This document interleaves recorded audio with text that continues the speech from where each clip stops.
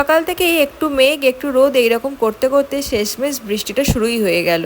Last 2-3 দিন ধরে একটু একটু বৃষ্টি হচ্ছিল, তাতে গরমটা যেন আরও 4 গুণ বাড়িয়ে দিচ্ছিল।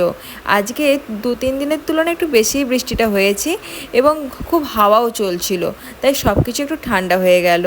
খুব ভালো লাগছিলো বৃষ্টিটা দেখে, যেন মনে একটু লাড্ডু ফুটে গেল, এত গরম পড়েছিল কি বলবো।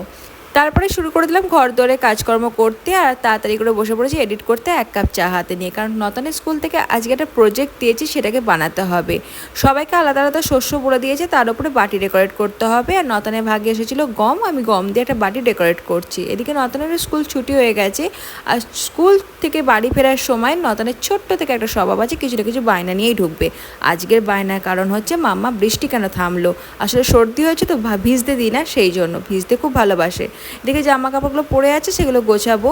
কিছুটা বাকি ছিল ওর প্রজেক্টের, সে তখন আমি বললাম